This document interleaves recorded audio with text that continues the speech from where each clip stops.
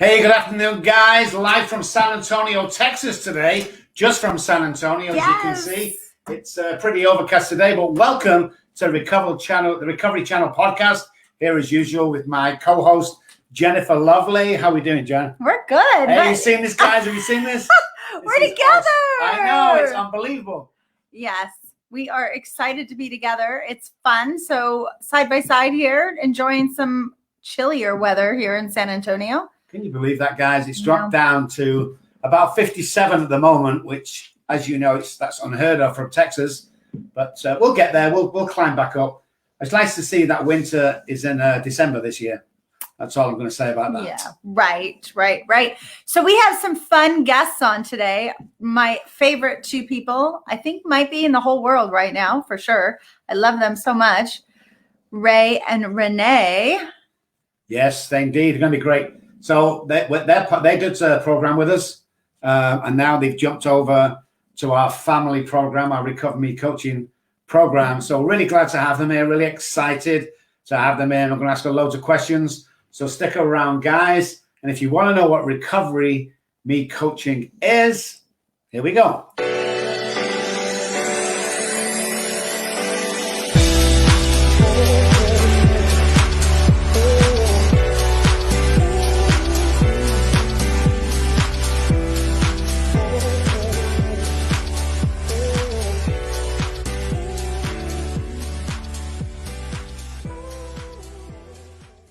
Hey guys, welcome back to the show. This is Recovery Channel Podcast, live from San Antonio. Me and Jen here live next to each other.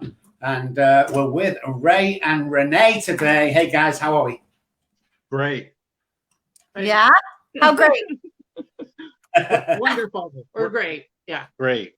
Good. And well and centered and feeling groovy.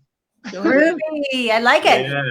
So tell me, you guys can say it together. It can be combined or it can be separate.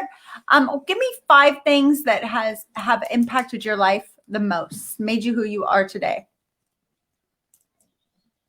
I'm going to say one of the major impacts for me was going through Dr. Robb's intensive outpatient treatment program, taking me through the first 164 pages of the big book of Alcoholics Anonymous.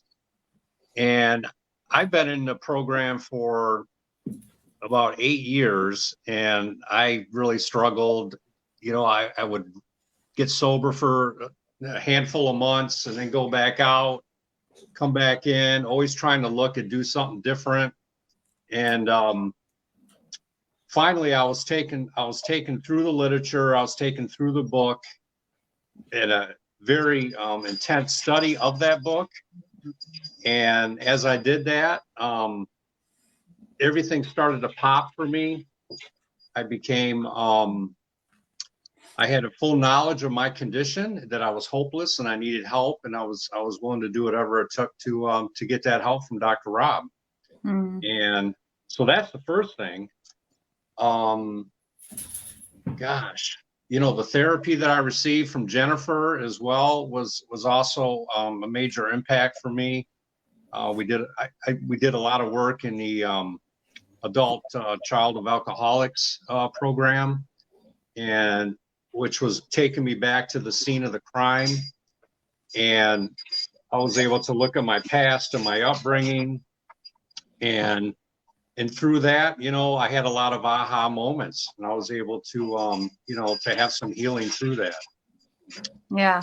Also, working the third thing I would say would be going through the steps again. And as I went through those steps, you know, we basically did them in 2 days. I had several amends to make. A couple of those were very difficult for me to do. But I realized the urgency of doing those and cleaning up my side of the street. So I got those done. And it's just been a remarkable experience of healing and healed relationships, especially like with my parents, who I had resentments against. The fourth thing also would be that Renee was also involved with Jennifer, and was, you know, through life coaching. So her and I have been able to work together as a couple and also heal and learn some tools to be open and honest with each other. And we're still growing in that area. And we're utilizing, the tools that were laid at our feet. And so that's really been great. And let's see, the fifth thing was Rob and Jennifer both just really calling me out on my BS whenever that popped up. Whenever it pops up. When it pops up. Daily. Yeah, Daily. almost daily. Every session. Weekly for sure.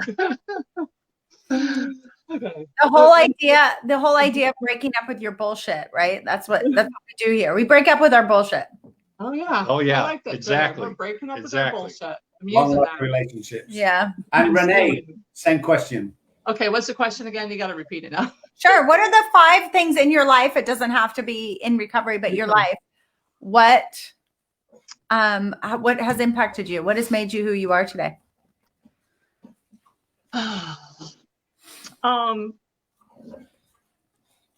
Well, I was a drug addict for so many years. 20, a good 20. If you go back to when I started smoking marijuana, that would be longer, 25 years. And then cocaine became the primary, it became my primary drug of choice. And I followed that for many, many years. However, there were times and I tried to get clean on self-will and I tried to get sober on self-will. So I would say one of the things that impacted me, one of the ways I'd always try to find these easier, softer ways to recover.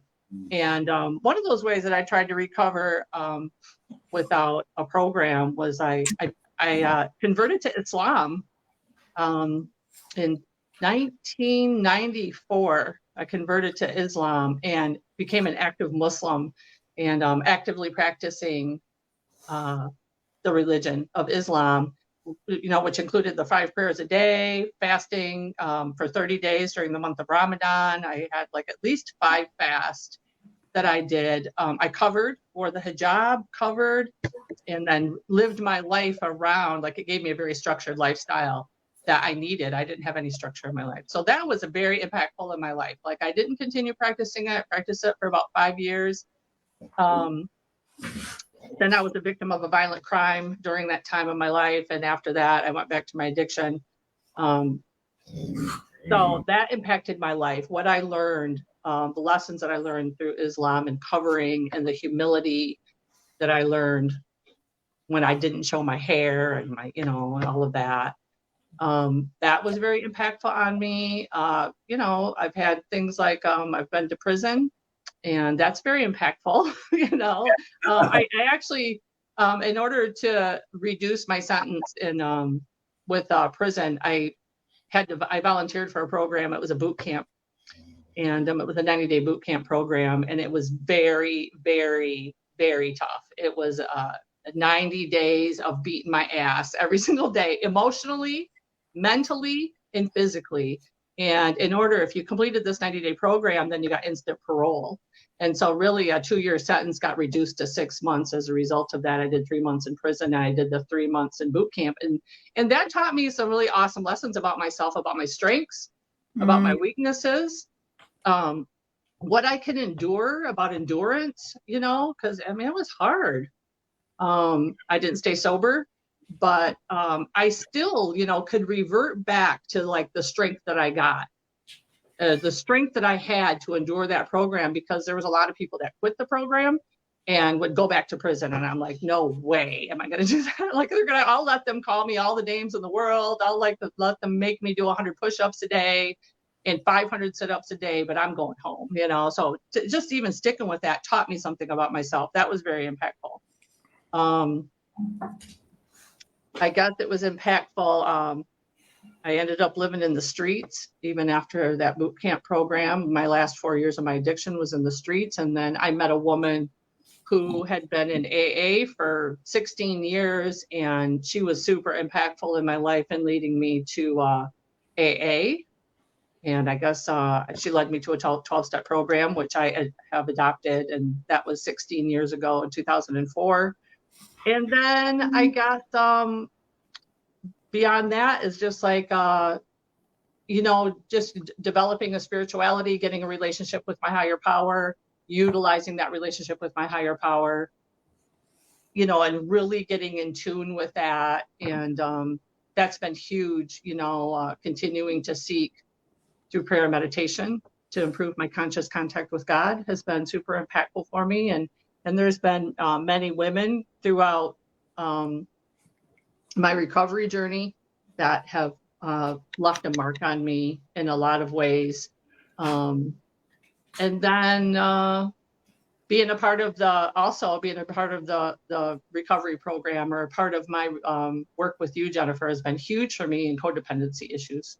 Dealing with some codependency issues that I thought that just being sober was enough. Like, I'm sober, I've stayed sober, and that's enough. And I found out that it's not enough for me to feel whole and to feel strong about myself and good about myself, that I really had some serious, deep codependency issues. And getting honest with myself about that and working with you and some really tough issues has been really impactful in my life as well. Yeah. Thank you so much for sharing that. Will you talk a little bit about how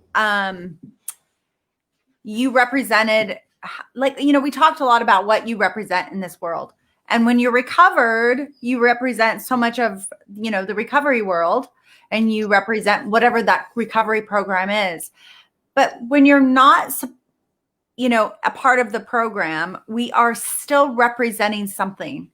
And you talked about when you were wearing your hijab that you were representing God. It was your opportunity to represent God for you. And I loved that. That made me cry when you shared that. So will you talk a little bit about what you are representing today? I just try to represent truth and honesty. And I try to represent to not be judgmental about other people's lives and the way they live, and to stand in my truth. And, I've had a lot of hard lessons in life, and I have been through some serious, difficult times. I've been a victim of violent crimes. I've been a victim of rape. I've been a victim of abuse, verbal, mental, physical. I've been, I've had a lot of horrible things happen to me. I've had some really painful experiences in life. And it's huge to me that I have overcome all of the painful experiences that I've had, and I can stand tall today, and I can live my truth, and just even the simple things like suiting up and showing up for work every single day, putting in an honest day's work for an honest day's pay, to pay my bills on time, to never be late to pay. These are little things, and maybe a lot of things that people take for granted that they do on a daily basis. Like, oh yeah, that's what everybody is. No, not everybody does that, so it's taken a lot of hard work for me. When, you talk about in Islam, when I was practicing that and I was covering, and the only thing, no man saw my hair in 6 years, and the only thing they could see was my face. I had to learn how to live in my heart. I had to learn how to represent myself to people through a relationship inside rather than this outer shell. And I didn't realize how much I utilized the outer shell of Renee to deal with the world, to communicate, to get jobs, to get what I wanted, to manipulate, And it really taught me some really good lessons about my humility. And then I liked the structure that it taught me, living my life around those 5 prayers a day taught me about how present, utilizing the presence of God in my life. So I try to represent all of that today. I don't actively practice Islam, but I still try to stand in my truth with people, and to make, the 4 agreements, my word is impeccable, and to live that type of life. It's all that I do. Very freeing. It's very freeing. Yeah. So for guys that are doing the deal, for guys that are where you are today, you've done a lot of work on yourself. This is only for the viewers watching and the listeners. And I 1 to 10 scale. How happy are you today, guys? 10. I'm at a 10. I'm a 10. I'm yeah. at a 10. You know what I mean, guys? 10. Look, this is truth. You're not just hearing us say it all the time. They're actually patients and clients, and they're living at a 10. And that today is what it's all about. Good job, guys. Yeah. I love Definitely that. a 10. Mhm. What did you say, Renee? Definitely a 10. Yeah. Yeah. Oh, good, good. So talk a little bit about your journey into recovery, or even after. Like, what is your life now that you're recovered and that you feel you're walking in integrity? And when I talk about integrity, I'm talking about what we think, how we feel, and what we speak are all in alignment. So what is that like for you guys today as a couple and even separate? Well, for me, it's it's a feeling of freedom. Mm. And I was thinking about this the other day. I had to do some running around. I had to drive. I don't know. I was out for 2-3 hours just taking care of some errands. And I had this overwhelming sense of peace and freedom that I struggled to have for so many years. My mind wasn't obsessing about something. I wasn't thinking about using. I wasn't thinking about some of those behaviors that would always lead me to using. And, you know, I get, I get emotional about it when even as I recall it, because you can't put a price on that, of that feeling and that well-being, of being recovered and being free. I didn't believe it could happen for me. You know, I read it in the book. I know the word recovered is used 17 times in the first 164 pages, and I just didn't know how to grab a hold of that. I saw it in others, correct. I saw it in others. People you respected. People I respected, and even mentored me, but I just felt it was elusive for me. Until I finally got to this place where I was just at 100% ready to surrender, throw my hands up and say, I can't do this. I can't live this way anymore. And that's actually the day that I called, I called Dr. Robb's program, and I got that interview with him. I was actually on my way to use, and this came on the heels of a relapse 2 weeks earlier. And normally for myself, when I would relapse, I'd feel that pain because it was always horrible. And, you know, I would ride on that pain for a handful of months, maybe several months, and then I'd be back out there doing it again. And here I was 2 weeks out from that, and a week out from thinking I had COVID because of the people that I was with when I was using, had that scare, turned out to be negative. However, there I am back at it again. And Renee called me on the phone. She just randomly, I wouldn't say so randomly, I believe it's God inspired. Yeah. She saw that I looked at the security camera while she was at work. I worked midnights the night before. I should have been in bed sleeping. And I believe God impressed upon her to just say, hey, I'm going to look at the security camera at home and the truck's not there. And then she called, and I seen the call come in, and I'm like, oh no, you know, I'm busted or whatever. I ignored the call, and then she sent me that text, you know, please go home. Yeah. And I looked down, I read the text, and then I had my GPS up at you know, in another window on my phone, and it said turn right in 350 feet. I was literally a minute or two away. And I said, okay, I'm going home. And that was really, it was pivotal. It was, you know, it was really almost impossible. It's really an impossibility at that point without God intervening for me to make that turnaround. That was my turning point, and that's when I surrendered, and it changed my life. You know, it really did. It does. And you know, I always find it interesting that we can see recovery in other people, and we can see the hope that they have and the peace that they have. And we can almost, it's almost like, you know, when you're driving down the road and you see this beautiful mountain and you think, I can almost reach out and touch that. And that's almost what it's like in recovery. We see it in other people. We can almost reach out and have that, but to be able to feel that within ourselves is it's overwhelming. Priceless, yeah. It's priceless. Well, it is. And what comes along with that surrender and with that willingness is the willingness to do the work. Mm-hmm. And it's funny because when I was in going through Dr. Robb's program, our dining room table, there was, dictionaries, there was big book material, there was folders, notebooks. I mean, it's just highlighters and pens and just everywhere. we sit down to eat dinner, we got to like shoehorn ourselves in and clear a space, And Renee made a comment one time. She says, man, if somebody just popped in right now and saw all that, they'd be like, man, those people are pretty effed up. You know what I mean? But really what we were doing. Or they have a lot of hope. Exactly. And that, how to see it however we want. I love exactly. that. Absolutely. Guys, we'll be back after this.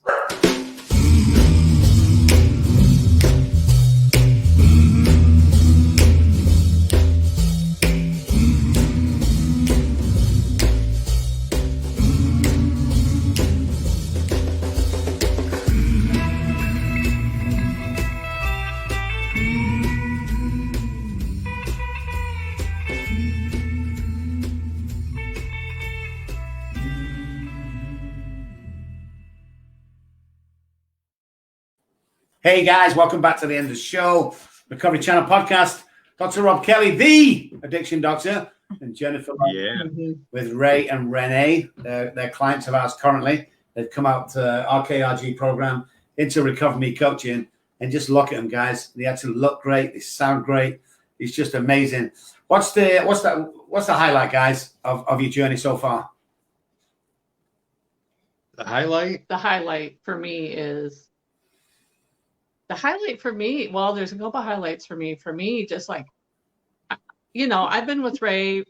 We've known each other for about almost 11 years now, but have been in our, this together, married for 4, been together, lived together 5. And, I've watched Ray go through, over the years, so many struggles with his addiction. I saw him, get home. I saw him homeless. I saw him try to come, get sober. I watched him do all kinds of things to try to get sober. And, he even has a relationship, like he's a spiritual person, and just nothing was working for him. So it has been it's such a contrast. It's such a miracle. Look, I think it's a miracle. It's such a contrast. The day he came home from that last run, and then he called, Dr. Robb. He had watched a podcast, listened to a podcast. It was just a audio. Heard the story that you shared, Robb, on your podcast. And your phone number was on there, like at the end, it says, if you want help, call this number. And like, literally, it's like your cell phone number, isn't it? It's crazy to me. And we're like, who does that? We're like, who puts their cell number? This must be the real deal. Exactly. Like, who puts their cell number out there? Anyways, and, so we thought, well, that can't be for real. So anyways, Ray, this is all on Ray. He called it and he set a meeting and whatever to get introduced to you, and shared some stuff. And then from that moment to today, which has been about 120 days now, has been all the years that I've known Ray, 11 years. I have never seen so much growth and hope. And you can see it even in his face. You can see it in his eyes. You can see it in his posture. You can see it in his eye contact. You can see that. You can hear it in his speech, the way he even interacts with everybody, with myself, with the other people. I hear him, trying to work with others, and the way he talks to other people, the relationship with his parents, the relationship with his daughters. That has just been like, to watch other people grow. One of my most favorite things about recovery is to watch it happen in other people. Yeah. And like to see that first moment, that broken day, they come in, you see them and they're just broken. You can just see it all over them. And then like they come again and they come the next day. You see them the next day, like that journey. And even like in the first 30 days of that, you can see like something, you see it happening. Their speech is different. They're sitting up taller. They got some color in their face and they're putting some weight. You can see it in their mind. I've watched that happen with my husband. And yeah, I love that, Renee. Because basically what you're saying here is that you both have been willing to be completely honest about yourselves. You guys are both willing to really step into what that honesty is. And for me, that's what I want my legacy to be, is to be supporting people to step into what is my truth? What, how can I be truly honest about myself? And that's what I love about the both of you so much, is that you both have been willing to be really honest with yourself. What do you want to leave the audience with today? What do you want them to know about what that is, to be honest with yourself, what that leaves your heart with? To be honest with yourself? Yeah, like what do you want the audience to know what that's like for you to be, for anybody that's struggling right now, or anybody that has a hard time being truly honest about themselves? What do you want them to know about what it's like to be honest with yourself? Hope. That there's hope. And to never give up. And to never give up. Yeah. To never give up. Because I felt hopeless time in and time again, over and over and over. I did what people suggested, and I did put an effort into it, as I went along through my 8 years. But to really know my own truth and to do the work and to get to the place where I'm recovered, I have hope today. I have hope, I'm excited about the future, and I didn't have that before. For me, the honesty piece, coming into when I first got sober, there wasn't anything honest in my life. Nothing. There wasn't. Finally, even just to say, like, I'm a drug addict and I need some help, even just to say that truth to myself was like the most honest thing that I had done and said in a very long time. And it takes a lot of courage, personally speaking. And I know that everybody has it in them. I believe it with all my heart. It takes a lot of courage to face those fears, to face yourself, to look in the mirror, to know that you've done all these things to harm people, that you've told all these lies, that you've, committed crimes, whatever it was that you did for your addiction or to get more alcohol or drugs. It was all just completely fake and dishonest crap and bullshit. And then to try to live this life where you want to get sober, and then you have to have all this truth that has to come out as a result of it. It happens, and it can happen, and it does happen. Like, you just got to stick with it. And it's truly that one day at a time, just this one day. And sometimes I even had to take 15-minute increments, just like the boot camp program I told you about, when they were trying to make me do like 50 push-ups and I thought I was going to die. I'm like, oh my God, they're going to kill me. I'm like, and then I would say to myself, I got through that last 5 minutes. I can get through the next 5 minutes. I can do 5 more minutes. And I would do these little increments. Recovery was just like that. Yeah, one step in front of the other. Yeah. And the cool thing is that with each increment, more will be revealed. Exactly. Yeah. Right. So I so love that so much. You guys, we are having to wrap up the show, but I want to tell you so much. Thank you so much for coming on here, doing this show with us. Dr. Robb and I are so excited to just be together side by side. Great to see you two in the same. I know, it's fantastic. I know it's fun. Yeah. And thank you for all of the honesty that you both have been willing to have in your own personal lives, but also with the world. Because when we share out loud, we save people's lives. And that's what we're here to do, is we're here to heal people, support people in their healing, and save their lives. So thank you so much for your work. Well, we we really appreciate you having us on your show. It's I'm just really honored and humbled as well at the same time. Yes. Beautiful. It was absolutely amazing. I just couldn't wait to get you on the show, obviously, because of your success and your vulnerability to, and I know for a fact that people are being inspired by you out there in the workplace, at the meetings, wherever you be. Your marriage is amazing. You are amazing people. I want to just thank you for who you are. And guys, don't forget to join us on Monday, guys. Recovery Channel podcast. Me and Jen will be here together again, and we're not too sure whether we're going to let her go home yet. But listen, guys, this was Renee and Renee. Absolutely awesome people. Have a great week, guys. Have a great Saturday night and Sunday, and we'll see you Monday. Bye, guys. Bye. Thank you.